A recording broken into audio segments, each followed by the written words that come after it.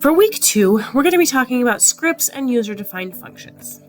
So first things, a script file is a text file that contains MATLAB code. We've been working with script files this entire time. We know we can open, edit, write, save, execute code that's written in a script file. If you're in home, you can press new script file to open up your editor. You can press this plus, but that's where we've been writing everything. So we already know script files, normal MATLAB files, they show up in your current folder, as we can see over here, and they're .m files. We're going to spend most of our time talking about functions. So a MATLAB function is an isolated set of code that executes a specific purpose given some inputs and then producing some outputs. Functions are written all the time. Most non-trivial programs are written as a set of smaller functions. This helps break problems down into smaller pieces. The fact that code is isolated means that it really helps isolate debugging as well. So if a function works, we know that there's no problems with that. It also allows us to reuse code over and over and over again.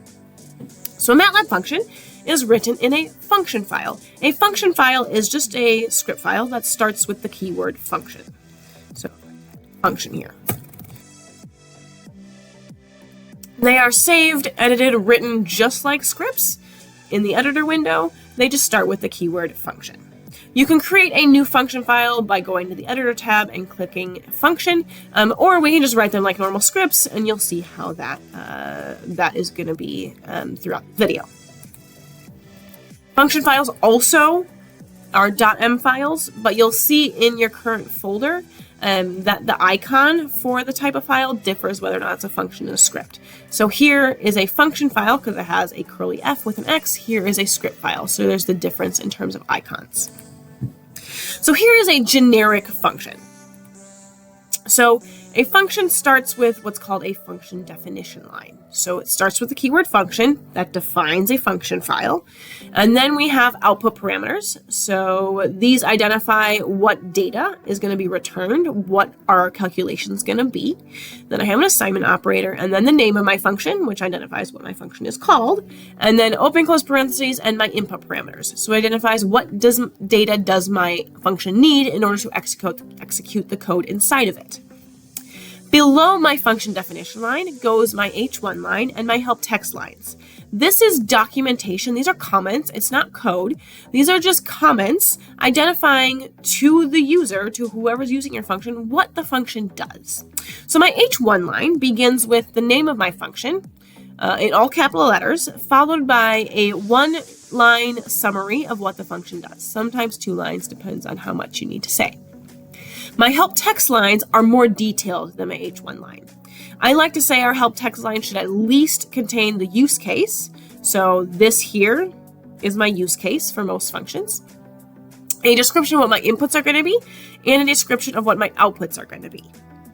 So that's my help text lines, and my H1 line define context for my function.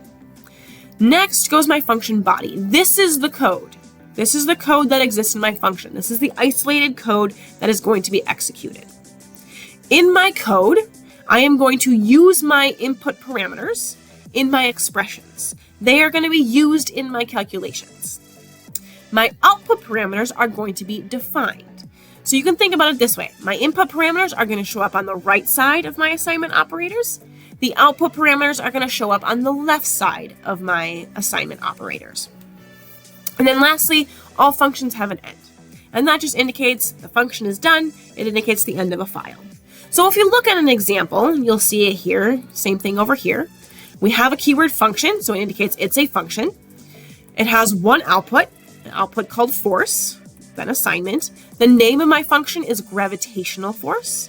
And then I have open close parentheses, and inside of there defines my input parameters. So in order for this function to work, I need 3 pieces of data: mass 1, mass 2, and distance. Here's my H1 line. The name of my function is all caps, and it calculates Newton's law of universal gravitation. My use case, I just copied and pasted this down, and that's pretty much what we're going to do for this class. And then my inputs, mass 1 is the mass of an object in kilograms. Mass 2 is the mass of another object in kilograms. And then distance is the distance between those two masses in meters.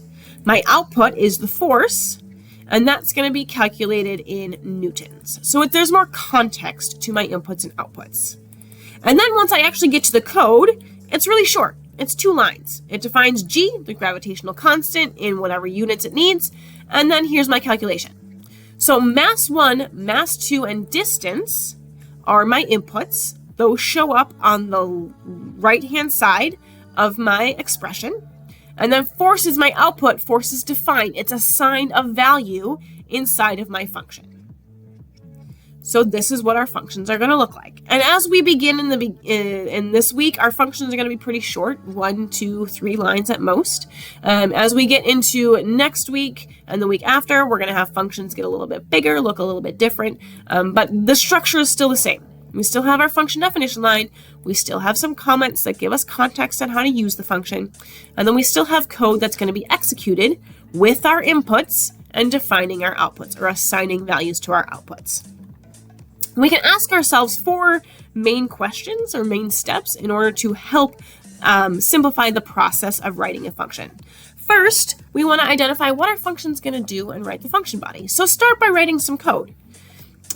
So what that's going to do is that's going to help identify what calculations need to be performed, what data needs to be used for those calculations. That's going to help us identify what the input parameters are, and then what our final calculations are going to be. So what data is the end of that calculation, is the result of it. Note that our function can contain any valid MATLAB code. We can contain any extra variables that exist. So over here we have an extra variable called g along with our inputs. Our inputs are also variables, but we can have any valid MATLAB code inside of a function. We just can't define a new function inside of a function, but any valid MATLAB code. So once we know what our function is going to do, then we want to go ahead and determine a descriptive name for the function. Defining names of our function follow the same rules as defining variables. So we can use letters, numbers, and underscores. Here you can see I used camel case to define gravitational force, but we've got lots of freedom in order to define what our functions are called, and they should be descriptive. One last thing to note when it comes to the name of the function is the name of the function is also going to define the name of the function file. So this file here is called gravitational force, and it contains the gravitational force function. And when you save a function, you'll note that MATLAB automatically puts in the name of the function as a suggestion. Do not change it. Once we know our name, then we can go ahead and determine our input parameters. So we kind of have a general idea what they're going to be when we write our function body.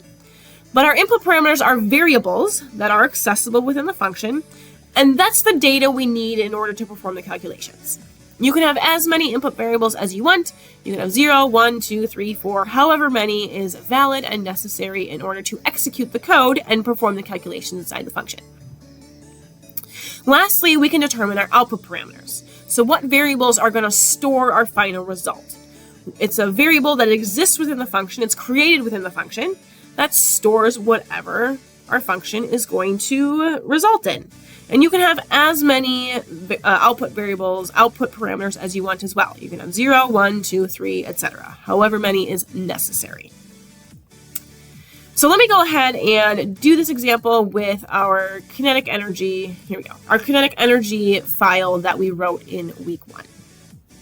So here is my script file.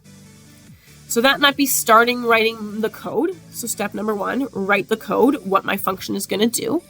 And here I can identify a name. So maybe I want to call my function kinetic energy. I can identify my input parameters. So here's my calculation. If I did this calculation over and over again, I would change whatever mass and vel are. So that's a good indicator that mass and vel should be my input parameters. And then what is my output parameter? What variable is going to go ahead and store my result? That would be ke. So here's what this code looks like as a function. It starts with the keyword function. My output parameter is ke. My function name is called kinetic energy. And I have 2 inputs, mass and vel. I called them m and v inside of my function. So one thing to remember, my function is an isolated set of code. So the code I write down here is completely separate from the code I write here. So I can name my variables separate. It doesn't matter because they are 2 different pieces of code. And then I have my H1 line. So kinetic energy calculates the kinetic energy of an object. Here I have my help text lines, my use case. Here's my function definition line, copied down. Inputs, m is the mass in kilograms. V is the velocity in meters per second, and my outputs is KE, the calculated kinetic energy in joules. So we can see the difference between what it might look like in a script file versus what it would look like in a function file. Once I have my function written, now I want to go ahead and figure out how to use my function. So when we use our function, it's called a function call. So a function call is an expression that executes the code inside of the function using the values defined by input arguments and assigns the output of the function to output arguments. When we write our function, we have input parameters. When we call our function, we have input arguments. And we've already seen lots of function calls. So if I pull up some of the calculations we did in class with week 1 material, here we calculated R and here we calculated S. There's lots of function calls already. We use the square root function. We use the sin d function. We use the log 10 function. We use the nth root function. All of those are function calls. We are using the function. So when we have a function call or when we want to use a function, there's 3 main questions that help when calling a function or using a function. First, what in the world is the name of the function that's going to be used or called? Here it was sqrt for the square root function. Here it was sin d for the sine function in degrees. Here it was nth root to calculate the cube root of a number. Second, how many input parameters does it have?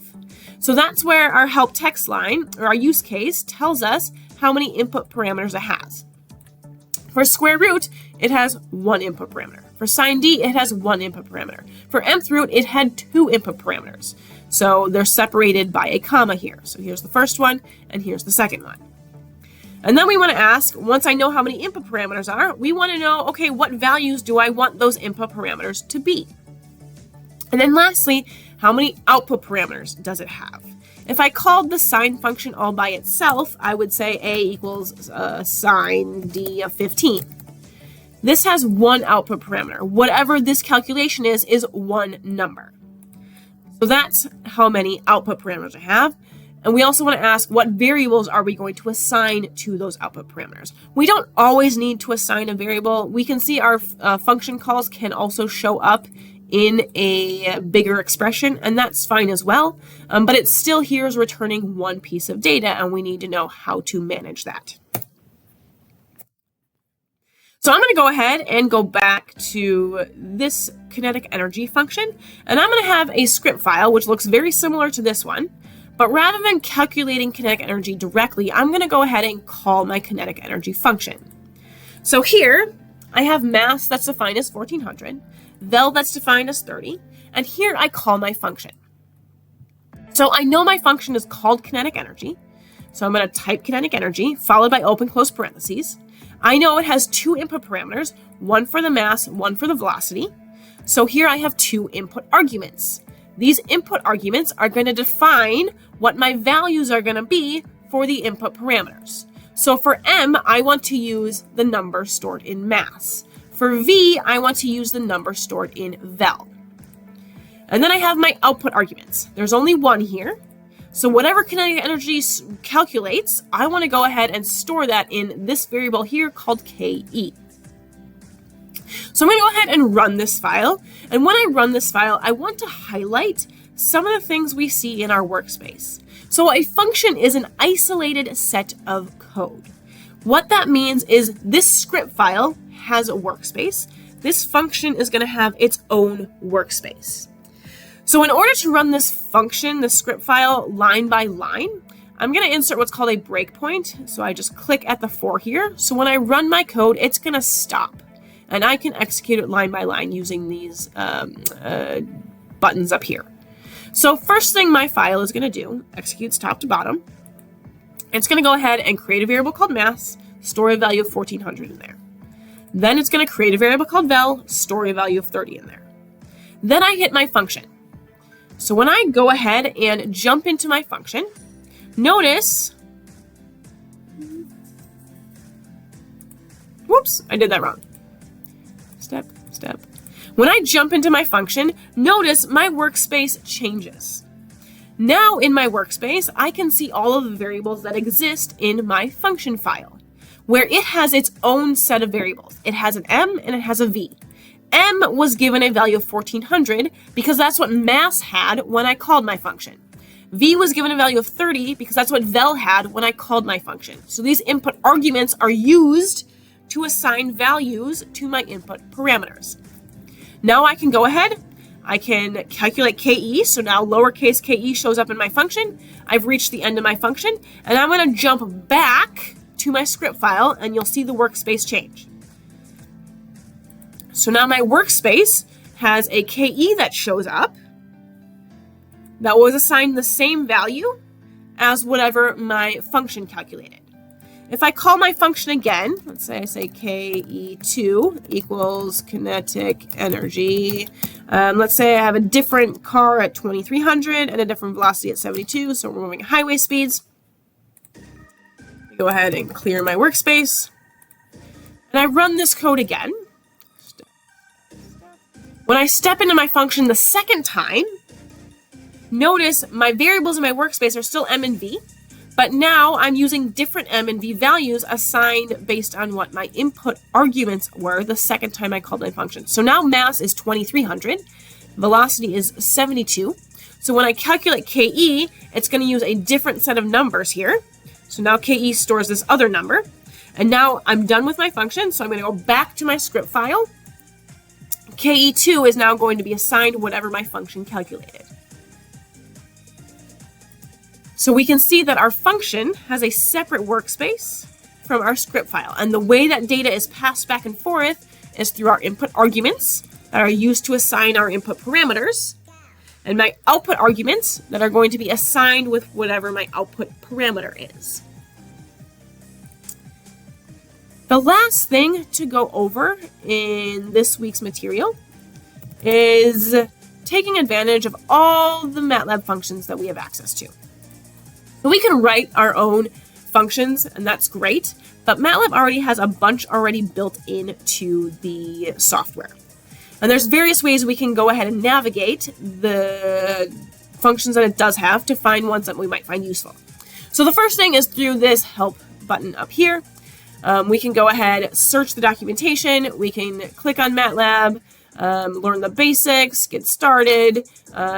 We can go ahead and look at different functions, so language fundamentals, with matrices and arrays. We have all these functions that we have access to, and you can see the name of the functions and identify what they do. So you can do this, in your spare time, just scroll through, find a function that you might find useful. You can also search the documentation through this search bar up here.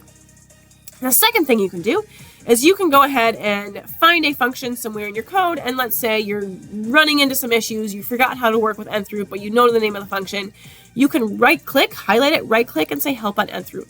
And it just pops up with some of the documentation and gives you a preview of how to use nth root, and you can read through it there. So note here is your use case. It has one output, two inputs, and it describes what it does and gives you some examples. The third way we can go ahead and peruse through functions is through this drop down over here. We can search here to find functions. We can go ahead and look through characters and strings. We can look through the different options and find functions that way, very similar to what it was in the documentation. Then we have some commands we can go ahead and type into the command window. So the first one is look for. If I look for sqrt, it's going to go ahead and give me all of the functions that have sqrt in their name. So here, real sqrt is the square root for non-negative real arrays. So sqrt is for square root. sqrtm is the matrix square root. So we can see there's multiple versions of the square root function. Here is a capital square root function, which is the generalized square root, whatever that means, or the calculate square root, sine square root, or reciprocal. You can click on each of these and it can pull up some more documentation below, give you a summary. Also, we have the doc command.